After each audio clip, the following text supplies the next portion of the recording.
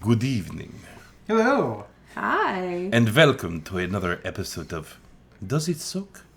With Nick, Lance, and Amber. Tonight we will be doing our review of the 1995 classic, A Vampire in Brooklyn. Okay, I'm dropping that accent. Thank you. Okay. Oh, come on, it was kind of nice. A little bit. Yeah. Well, he didn't use that accent in this movie. He used his Coming to America accent. Ah, Prince Hakeem. Yes, that's true. You diseased rhinoceros pigeon. Anyways, yeah. Where So was Arsenio when he needed him? He should have been the ghoul. preacher. You should have been the preacher. That would have been good too. Yeah. Either would have been good. Mm-hmm. Yeah. This movie was otherwise known as Coming to America 3. Well, it would have been two, because then they put out a Coming to America 2. That's true. Yeah, that's true. Or I guess was this one after Coming to America? I don't know when Coming to America came out.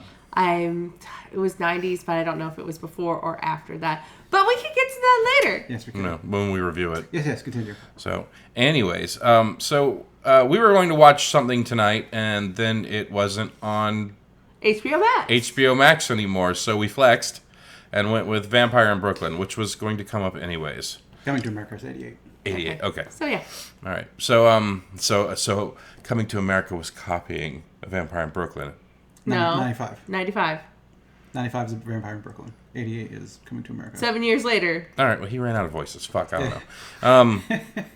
But so yeah, we were gonna watch something else, and then it wasn't there, and we flexed to Vampire in Brooklyn. This one was kind of down my list a little bit, but like, it was the one that I knew that you had not seen yet, so I was like, This fuck it, is let's watch correct. I had never seen it. it. Yep. So Yeah, we say you say we. It was more of it was your pick.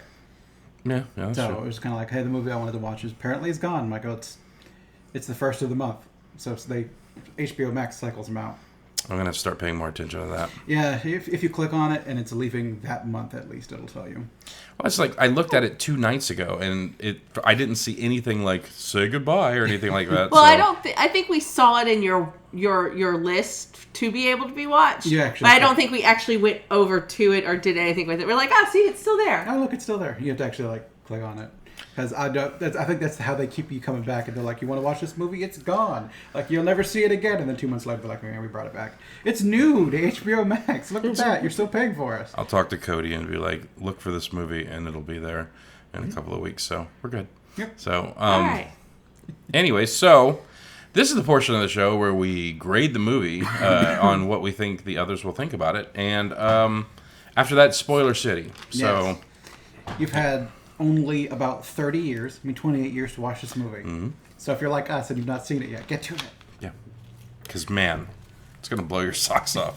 It's gonna fire you into the sky like a bottle rocket during Shepard. Anyways, so Nick, Yes. what did you think of Vampire in Brooklyn?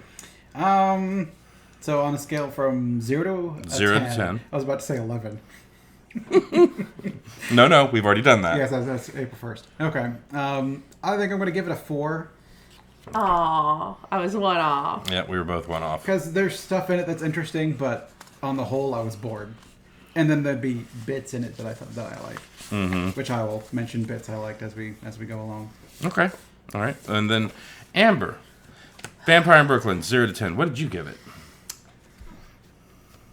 I'm very conflicted for a multitude of reasons.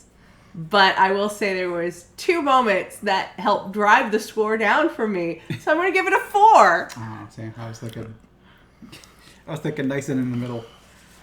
Had it not been for those 2 moments, I probably would have given it that. Which we'll get to. We'll get to those moments. Yeah, you both know exactly what 2 moments those are right now.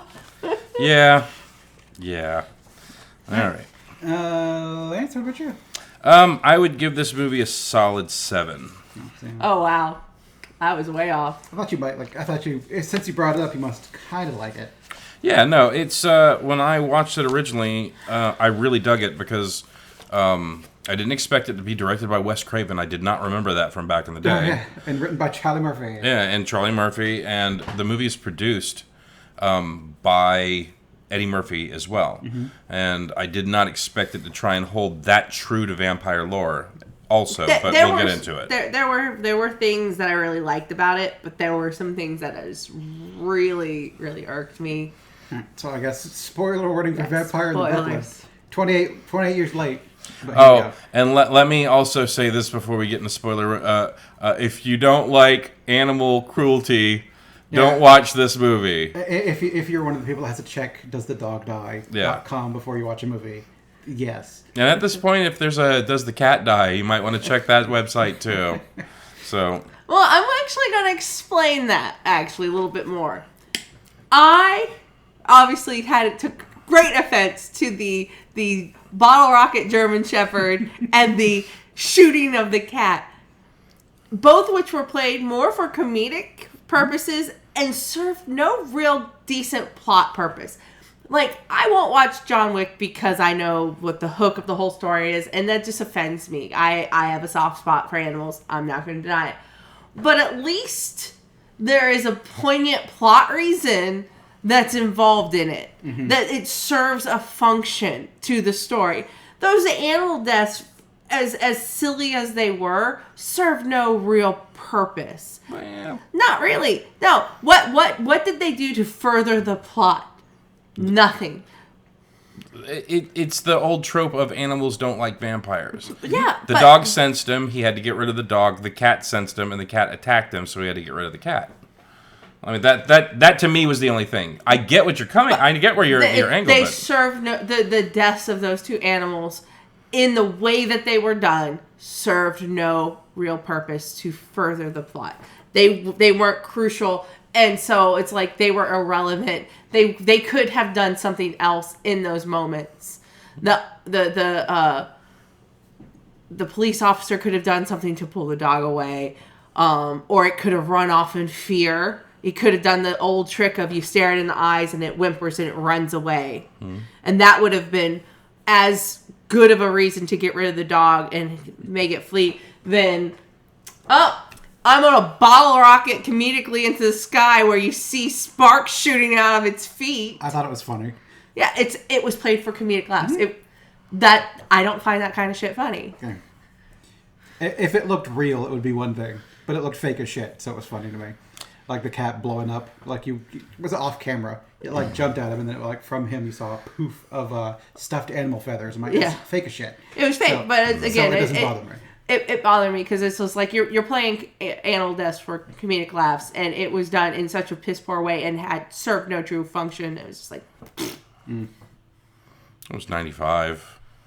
Like they just did dumb shit like that back in the day. But I get what you're saying. they killed a goat in Jurassic Park. It looked much more believable. Mm-hmm. The goat leg was far more believable than either of the two deaths of those animals. Come on. Well, I don't think you don't want a dog death to look realistic.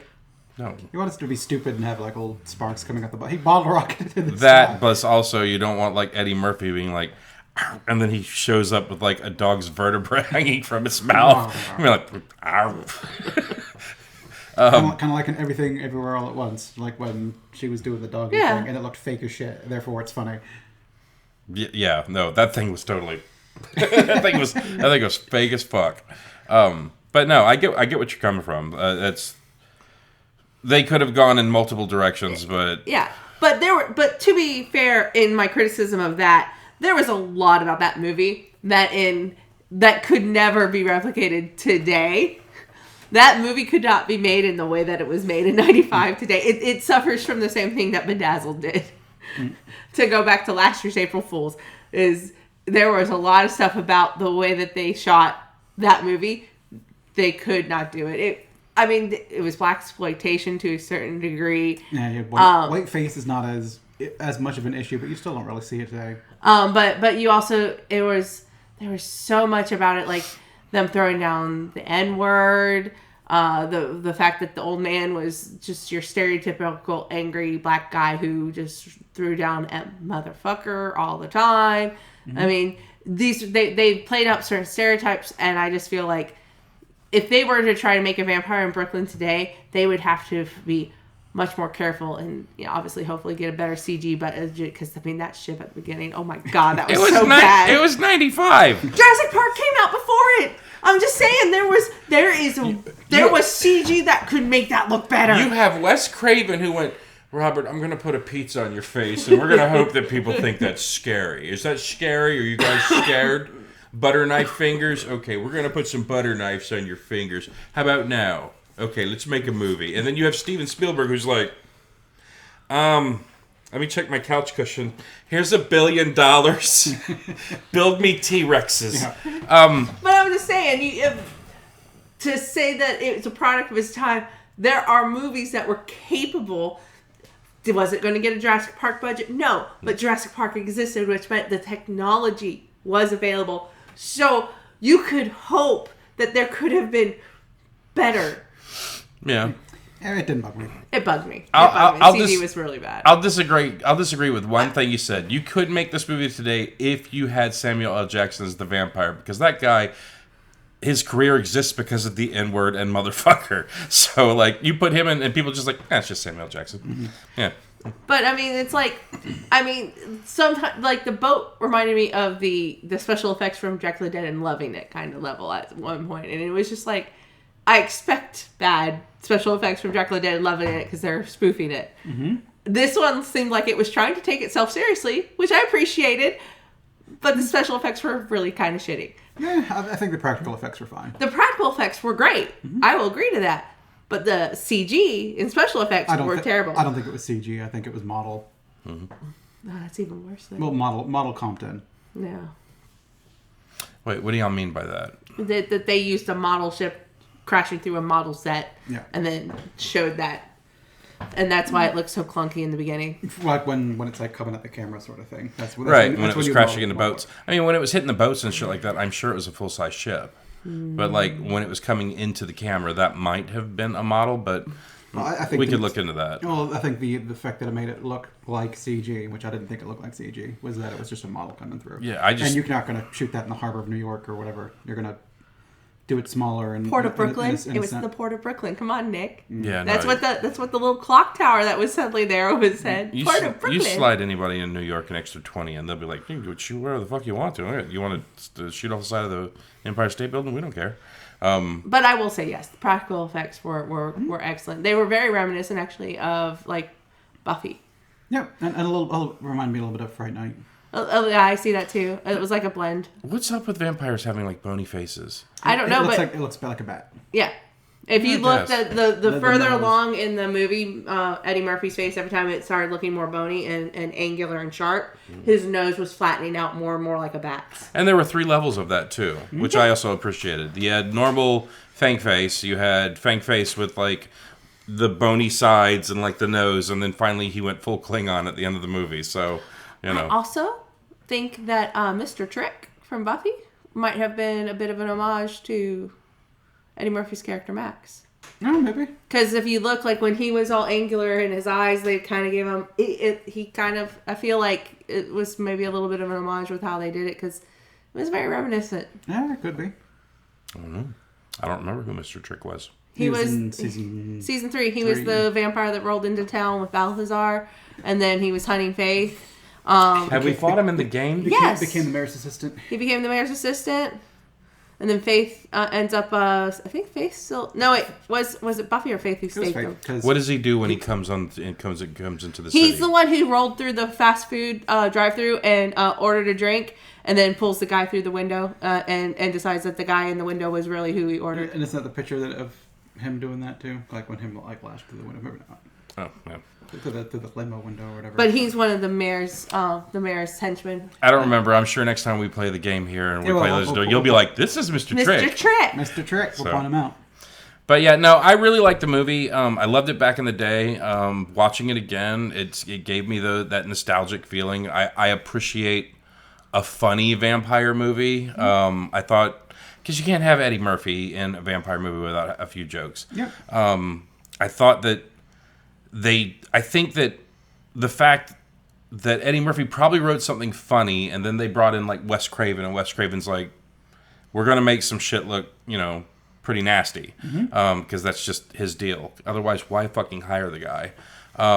What I did look up before we started this review is that this movie cost $28 million to make back in the day, or maybe it was 32 million, something like that. It only made $14 million back. Which is why there was no sequel. And it was heavily panned back in the day, but it has since resurfaced. People have been going through and re-reviewing it, and like now people are like praising it for being a retelling of Dracula from start to finish. I mean, yeah, a lot of vampire movies are retellings of Dracula. You just do them in your. It's kind of like retelling Romeo and Juliet or whatever. Yeah, but I mean, it was very clear. It was very clear. It was like, oh wait, yep, there's your Renfield. Oh wait, yeah, she's Mina. Oh, he must be the Harker. Dr. Zuko or whatever his name was Van Helsing, and there's your Lucy, who's gonna become the whore of Babylon. Got it. Yeah. I mean, it was, and I think for me, seeing those, I could feel them coming every time. It's like, oh, there it is. Oh, there it is. And it's just like, it unfortunately lent itself to predictability for me. That was one of the things. It's just like, I knew the beats. And I got bored to the point where I was wanting to close my eyes and lie on the couch just when I got up and got some chocolate because I was like, I gotta stay awake. All right, I'm really kind of surprised y'all didn't like this movie. It was okay. It was fine, but a little boring. But I think like Angela Bassett was really good. Mm-hmm. I kind of liked a lot of the little practical effects were interesting. Mm-hmm. And there was stuff in it that kind of made it kind of neat, like some of the imagery of like Lily up on, like, up or her name was Lily, right? Nikki. Nikki was her roommate. And I could tell right away she was a sex fiend. Yes. Like wrapped up in the cloth or whatever, and kind of like had the painting done early. I guess that's fine. I mean, the cop justice was kind of boring. Yeah, well, I mean, generic love interest or whatever. Yeah, no, good looking dude that I shouldn't like you as much as I do, but I do, and of course, yeah, he was the love foil in the movie. Well, I would say the foil.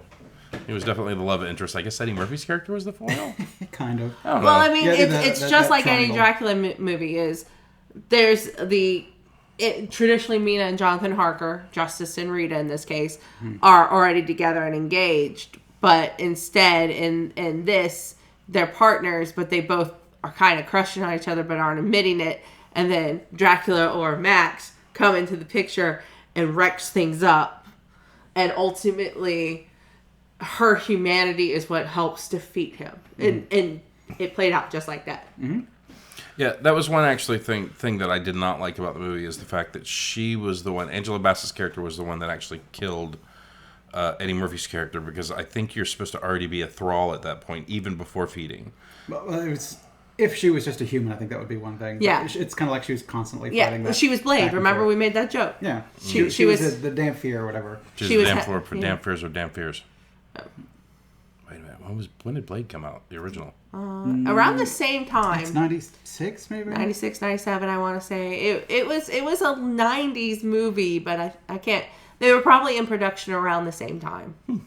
But, I mean, technically Blade did exist 98. Before this movie because he was in the comics before this movie. I think he was like from the 70s or something like that. I think so. Yeah, well, whoever was watching... Whoever's wanting to make Blade must have been like, look at all that money that Vampire in Brooklyn made. We need to cash in on that. So I think they just wanted to make an edgy vampire film because vampires were kind of edgy at the time. Yeah, like I think 90s was peak vampire movie time. Plus, I think Wesley Snipes was like chomping at the bit for that role back in the day. So, you get a star that's like frothing at the mouth, i.e. Ryan Reynolds for Deadpool. You usually get pretty good stuff. Also a star in one of the Blade movies. Just throwing that out there. Yep. Which we'll get around to Blade eventually anyway. Just wait for it. I'll pick it. If they don't, I will. I think someone down on the end is already giving it a dibs.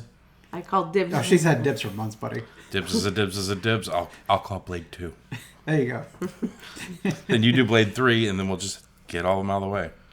Yeah, maybe. Then hopefully Blade 4. Or Blade Reboot. Mahershala Ali, yeah. Blade Rebladed will be out. So, speaking Sharp of Blade, does that mean we could watch the Eternals for this since he's got like a voice cameo in Eternals? No, I'm sorry. I would never make anybody watch that movie. It wasn't horrible. It was just kind of horrible. It's just lazy. Like, it's just the writing and... But this isn't a review for the Eternals. It's... I really kind of wanted y'all to see this movie just because I thought that... That's fine. there was stuff that caught my eye, but the predictability of it, and then the animal deaths, as silly as they were, that this took a lot out of it for me. It wasn't like me sitting in the theater when Smog came out and he was a friggin' wyvern, and I was like, I'm checking out of this movie. Okay. That's true. If we ever go to a movie that has a dragon in it, the very first thing that happens as soon as it flies in, if the arms are on the wings, she's like, fuck this. The wyvern. Yeah, if the arms are on the wings, she's like, fuck this. If the arms are like apart from the wings, she's like, hey, they fucking did it right. But that was not so much true with Game of Thrones, but she's a huge Game of Thrones fan. It's not their fault.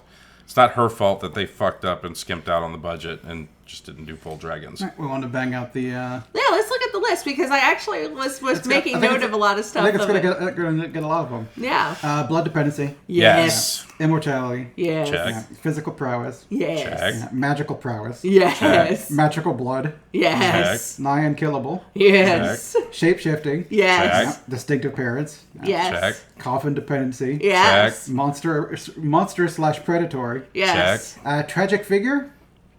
Yes. I'd say so. Because he was the last of his kind. He's the last And he of it. really needed her to like. He was Yeah. the last of his kind. And then you could even go so far as to go that the love story between that was being told between her mom and her vampire father could even convey a bit of Okay. tragic nature. Randy. Yes. Yes. Hierarchy.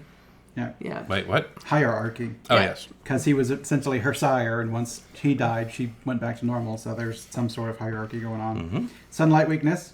Yes. Assumed. He We never- made sure he was never out there in the sun. Yeah. And he got really And- irritated when Jonathan Witherspoon showed up, was talking to Kadeem Hardison, It's and he the- looked outside and saw the sun come, and he's like, I used to throw him a bag of gold. "Yeah, here, get the fuck out of here!" A bag of gold will solve all problems. And then his whole thing with Julius was, I need you to give me my eyes and ears during the sun. Yeah. So he specifies that it was because he needed somebody out in the sun. Holy weakness. Yes. Yes. Forbiddens. We never actually had to see. Yeah. Because Nikki invited him in. Yeah. So that's the only one I think we don't know. We don't know. I'd say that it does check off the list only for the fact that even if she jumped the gun and said, "Come on in," Which because he didn't. Was Forbidden's cover going into churches too? No. That's more of holy weakness. That's holy. Because the church is a public place. Anyone can enter for the most part. Yeah. And it's the hallowed ground that's built on that causes them But- issues. We don't know. So But- Forbidden's no. But I was paying attention because I don't know if he ever went into a house that he was not invited to. So what about the restaurant? Restaurants are public restaurants property. Are public. Okay. Yeah, it's weird because like if you were a vampire and there was a threshold rule that you had to abide by, public places like libraries, schools, government buildings, restaurants, anything that's public, you don't have to be invited in. This house, yes. Our neighbor's house, yes. But somebody who lives there typically can invite them in. So there could have been that rule, but Nikki invited him in, and so we just never saw him. We never saw him standing at the door waiting for her to say, "Come on in." Yeah. So let me ask you this: if I was the mayor of a city and I was a vampire, and then I zoned someone's house and put a restaurant on the first floor, does that mean I could just go upstairs and bite him in the face because I'm able to go into the building? I would. It depends, but probably not. Usually, like you can go to the restaurant, but if you go up the stairs to their residence household, that might have a threshold. Yeah, like if you're thinking like Bob's Burgers where they lived on the second floor. So they could go into Bob's restaurant, but they can't go upstairs and kill Louise. Potentially. Yeah. Okay. I mean, again, it depends. Some stuff has like you can't enter any building without some sort of invitation, but Right. most of them tend to be you can't enter residences without an invitation. Like True Blood had that. You couldn't enter without being invited into the house. And like the Dresden Files has it for like all magic. Like there's power and thresholds. Like a bachelor living in a house would have a weak threshold, whereas like a man with like a full-on family would have like a stronger threshold for the purposes of magic and whatnot. Okay. Yeah. So yeah, I guess that's just an unknown. It's an unknown. It's It not works. that isn't there. It's just Yeah. they did not give us enough information. And it seemed to like they were paying attention enough to it that she said, "Why don't you come on in and get a nightcap or whatever she offered?" That it kind of like implied invitation. Yeah. So maybe they were paying attention to the fact that And Back then back his to- Renfield, like, I guess he invited him into. Yeah. Well, stay he with was already him. ghouled by then Yeah, too, he- so it he made invited it. his master, and that's real easy to get invited at that point. Well, I mean, hold on. Is that within the rules? If I ensorcel you and say, let me in, and you go, come on in. Yeah. Yep. Yeah. That's how thought they you did don't it in True Blood. They did that in True Blood all the time. You don't remember Bill knocking on doors and he would The only thing I glamour remember. them and then they would let him in. The only thing I remember about True Blood is sucker. No, they Sucker. you can literally if you have the ability to like glamour somebody or ensorcel them through magical prowess, yes, you can abuse that to get invitations in. There are loopholes galore for vampires to abuse the system, Lance. It's kind of like, oh, I got elected, but I drew your district to look like this. It's a loophole. All right, so yeah, unknown. Water weakness. We didn't see it. I mean, the closest that we could determine was he was traveling in a boat yeah. in his coffin in dirt, Yeah. which implies yes, but again, unknown. I guess that could have just been them homaging Dracula too. But Yeah. So I would say no, because he did come out and kill them, but he still has to go back into the coffin during the day. But I think Dracula Dracula did that too. Dracula did that on the boats. Every time Dracula arrives to London, that boat is considered plagued or cursed because it arrives and the crew is all dead at that point. And so there's always a lot of ill omens, and it's always because Dracula used them to feed along the way. Silver weakness. We have no reflections under, so that's Yeah, totally. that works. And then garlic weakness. He was like, no garlic, no garlic. Yeah. So I think out of 19, 2. that's 17 I think that's the most. Are like absolutely. And then 2 are like, well, we didn't really see, so we're not sure. So it could have followed the checklist that I made off of, essentially Dracula and other kind of vampire-y things to a T. Which makes sense because it kind of followed Dracula. I think this is one of the most vampire-y movies we've reviewed yet. I think it actually beat out Bram Stoker's. did it beat out because he could walk around in the daylight. Mm-hmm. And there was a hierarchy in the regular Dracula wasn't there. And this guy was... Yeah, the relationship between Mina and Dracula insinuated that there was a hierarchy. Did they show a garlic in the original Dracula? Yeah, Okay. they would put garlic around Lucy's neck and around the windows. And she made the comment when she was starting to shift. She's like, "Do I have to have this horrible garlic in my room?" And they're like, "Yes, man. Yes, dear. It's a necessity." That's Dracula did loving it. No, I think they also did Oh, that. did they do the other one too? Lucy Garlic. Lucy was complaining about the garlic as well. I think maybe. I think in Dread and Loving It, they made a joke where the guy was just like, like to check his breath. So yeah, I mean, this one's hit the vampire stuff to a T. Much better than last month's Twilight. Yeah. In a lot of ways. Hey Lance, I rated it better than Twilight. That's not hard. I think I gave it, Twilight a 1?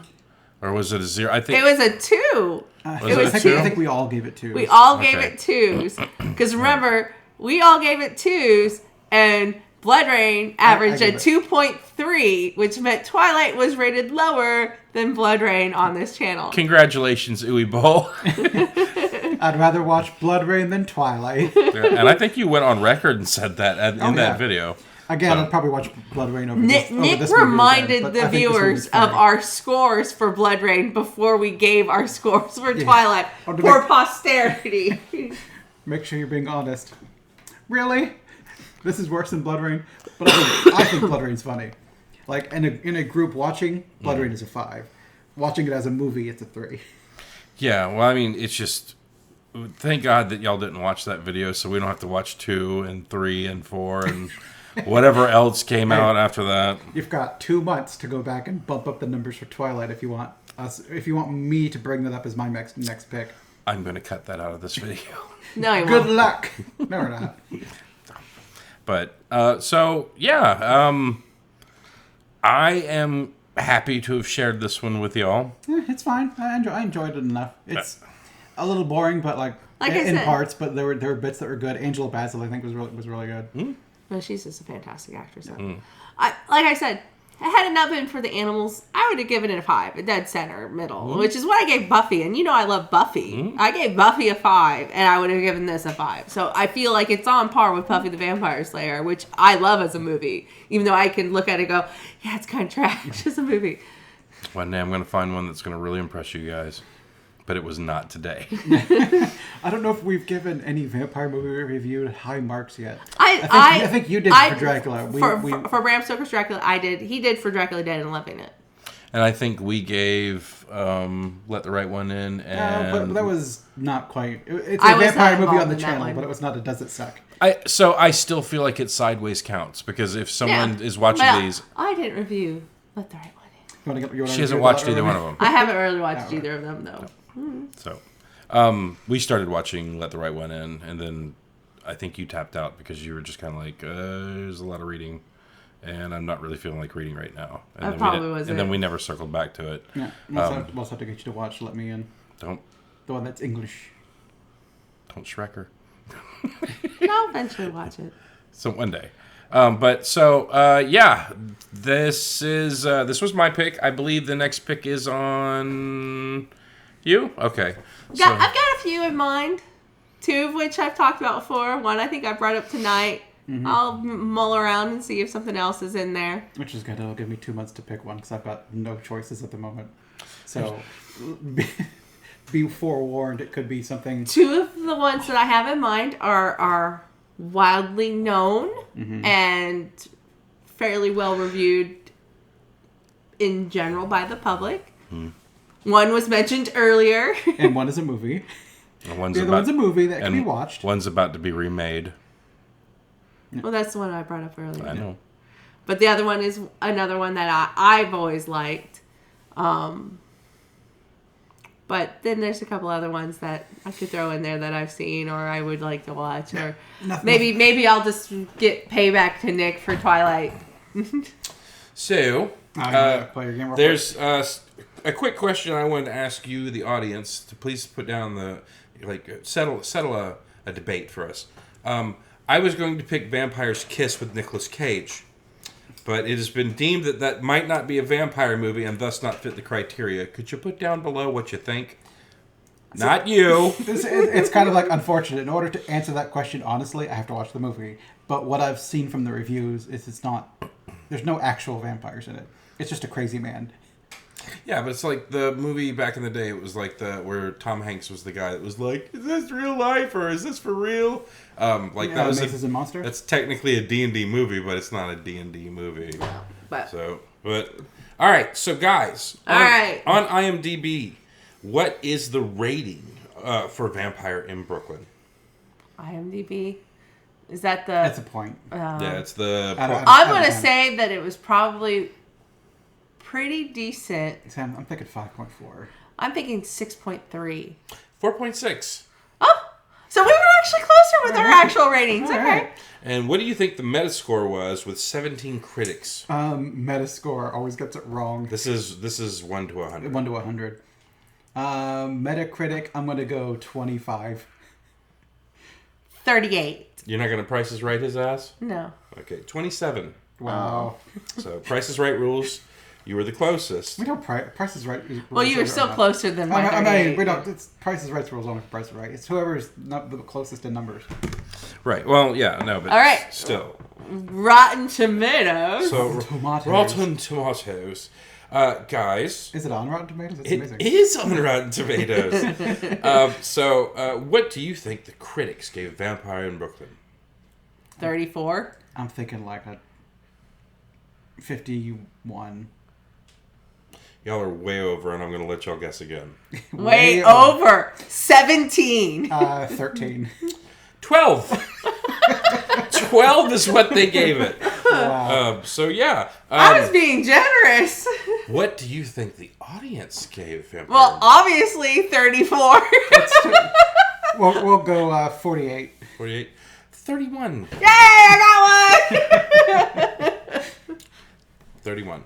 Anyways, there's been a cult resurgence. Yes. That's probably what they're called. and that's exactly what it is. Like critics have been going back watching this movie and just being like, people might have like judge this one too harshly. I think it's fine. I mean, if you've never seen Dracula before, this could be your Dracula movie. Now, I think I understand probably why it was judged so harshly. This came out 3 years after Bram Stoker's Dracula, so it's going to get heavily compared to Sofia Coppola's really beautiful, Yeah, one that you just watched like last year or whatever. Bram Stoker's Dracula. Regardless if you felt entertained by it, there was no denying the cinematography of Bram Stoker's Dracula was just gorgeous. Yeah. And then you have this. And I'm not saying this was bad because of their cinematography. What they did was really good, especially with the practicals. I agree. Like, there's a lot of comparisons to Fright Night you can make with the practicals. But In tone, it matched Dracula more than it matched Dracula Dead and Loving It. It leaned more towards serious with comedy bits, as opposed to Dracula Dead and Loving It, which was comedy bits with like little bits of. Was there serious stuff? I guess there was serious stuff in Dracula Dead and Loving It. Serious stuff? Bits. Like, it's kind of like sprinkle it in there. I think they just followed lore. They just, it's like, okay, you have to kill it with okay, can we throw buckets of blood at you as you hit it with the mallet with the, I think they followed lore just to lampoon it. Yeah, which is fine. And it worked for that movie. Yeah. But you took an Eddie Murphy movie, which you would expect to probably be a little closer to Dracula Dead and Loving It, in tonality was closer to Bram Stoker's Dracula, and then you're like, do I need to compare it to Bram Stoker's? And if you start making comparisons to Bram Stoker's, it's gonna get panned. Yeah. Whereas it's definitely an Eddie Murphy movie because you got him playing 3 parts. Yeah, because he was the Reverend, the Italian gangster, and then Max. Was it Giuseppe? Max.